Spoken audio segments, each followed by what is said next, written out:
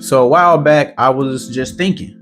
I was sitting meditating in my office, just thinking about everything that pertained to life, you know. And then I started thinking about the way I've been holding on to my sin, finding myself back at the vomit after I promised God I wouldn't do it again. And I was reading the Word of God one night.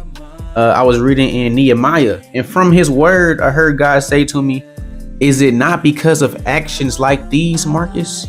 Let me explain. Nehemiah chapter 13. So basically, the children of Israel are back in the promised land after God had exiled them because they was acting mad crazy. So they back, and then some of the men of Israel began to marry. It says they begin to marry some of the women of Ashdod, Ammon, and Moab. These are other nations around them that God, from the very beginning of them getting to the promised land, God told them, don't mess with them. Matter of fact, don't do nothing they do. They the ones that I'm driving out for you. And those nations was part of the reason why Israel got so corrupt in the first place. And God had to exile them, kick them out. So these men was not supposed to marry these women. And Nehemiah, who was appointed governor over these returned Israelites to the land, and he pulled them to the side. He said to him, he said, was it not because of marriages like these that Solomon, king of Israel, sinned? Among the many nations, there was no king like him.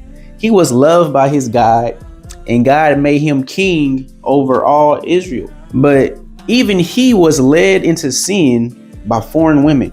And then I thought about all the other notable men in the Bible that did damage to themselves severely for doing the same things that these men of Israel did. Going back to the vomit, going back to things that God told them to stay away from. Going back to gratifying desires and walking in the flesh. So not only King Solomon, like the word identifies, but also his daddy, King David, who gave up his kingship for sexual desire. That fool Samson, who cut his potential way short of what it could have been had he been walking in the spirit, doing what God said to do. And God brought it to my face. He said, young man, the way you've been walking, is it not because of actions like these that these mighty men was brought down? And I was like, yeah. Stop being a fool.